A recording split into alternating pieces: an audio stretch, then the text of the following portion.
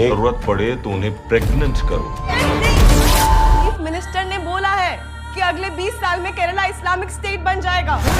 हम 48 गर्ल्स में से घर से भागकर इस रेगिस्तान में दफन हो चुकी है। तो बहुत सारे विवादों के बाद द केरला स्टोरी सिनेमा घर में पहुंच चुकी है और 2 दिनों की कमाई लगभग 19 करोड़ बताया जा रहा है, जो कि एक अच्छा खासा अमाउंट है। और कुछ लोग इस मूवी को प्रोपोगेंडा तो कुछ लोग इसको सच्ची घटना पर आधारित बता रहे हैं। इस मूवी को डायरेक्ट की है सुदीप्तो सेन ने एवं मुख्य भूमिका निभाई है आदा शर्मा ने। इस मूवी में 4 लड़कियों को दिखाया गया है। फर्स्ट गीतांजलि, शालिनी, नीमा और एक लड़की है आसिफा, जो कि मुस्लिम है। और ये आसिफा इन तीनों को इस्लाम धर्म में कन्वर्ट कराने की कोशिश करती है और वह सफल भी हो जाती है शालिनी के साथ, जिसका किरदार निभाई है आदा शर्मा ने। और उसे प्यार कराया जाता है एक मुस्लिम लड़के से। और जब शालिनी प्रेग्नेंट होती है तो वह लड़का बोलता है कि अगर तुम्हें मुझसे शादी करना है तो इस्लाम धर्म में कन्वर्ट होना होगा। शालिनी कन्वर्ट भी हो जाती है, लेकिन वो लड़का छोड़कर भाग जाता है। फिर शालिनी की शादी एक अलग मुस्लिम लड़के से की जाती है और फिर उसे अफगानिस्तान ले जाया जाता है और फिर उसे ISIS कैंप में सेक्स स्लेव के तौर पर रखा जाता है। सेक्स स्लेव यानी ISIS में जो ट्रेनिंग कर रहे हैं लड़के, उनकी शारीरिक भूख मिटाने के लिए लड़कियाँ।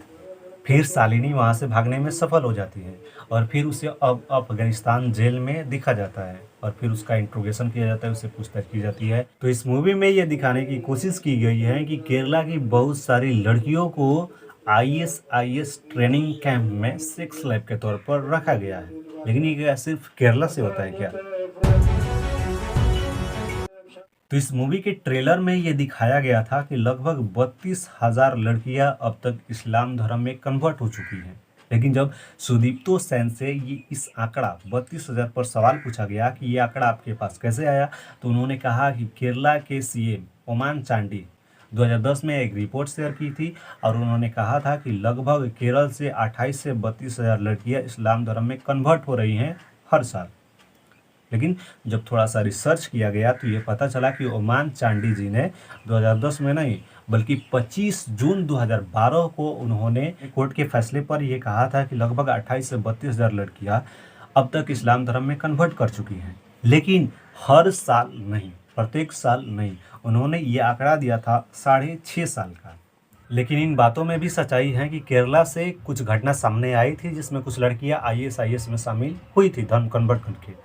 लेकिन 32,000 का आंकड़ा बहुत ज़्यादा हो जाता है और ये अगर होता तो हमारे गुप्तचर एजेंसियां जो कि IB और रॉ हैं, उन पर सवाल उठाने की बात होती। US स्टेट डिपार्टमेंट की एक रिपोर्ट जो कि था country report on terrorism in India 2020, इसके मुताबिक लगभग 66 लोग नवंबर 2020 तक ISIS में शामिल हुए हैं। तो बहुत सारे विवादों के बाद इस मूवी के ट्रेलर में दिखाया गया 32,000 का आंकड़ा जो था उसको फाइनली आउट कर दिया गया और फिर सिर्फ तीन दिखाया गया। तो इस मूवी में कोई भी ऐसा मुस्लिम कैरेक्टर को नहीं दिखाया गया है जो अच्छा हो। क्या ऐसा होता है कि सारे एक धर्म के सारे लोग अच्छे और एक धर्म के सारे लोग बुरे हो गए? और इसमें जो इस्लाम धर्म में कन्वर्ट करने के लिए जो तर्क दी है आसिफा ने, वह बिल्कुल बचकाना लगता है। थोड़ा सा सोचने वाली बात है। और हिंदू लड़कियां उसमें मुंडी हिला रही हैं कि हाँ ये सही है। तुम लोगों ने बताया नहीं तुम कौन से गॉड को मानता? I think Shiva is a big God. जो गॉड अपनी वाइफ के मरने पे ऐसे कॉमन मैन की तरह रोता हो, वो गॉड कैसे हो सकता है? हिजाब पहनी एक भी लड़की के साथ ना ही कभी रेप होता है, ना ही कभी कोई उन्हें छेड़ता है, because Allah always protects us. Are you trying to say only Allah protect? इस दुनिया को सिर्फ अल्लाह चलाता है, ओनली अल्लाह। और ये बात थोड़ा सोचने वाली हो जाती है कि हमारा हिंदू धर्म क्या इतना कमज़ोर है। लेकिन ये 3 आंकड़ा भी दिखाया गया है तो ये सोचने वाली बात है कि 3 भी क्यों ISIS में शामिल हो रही है।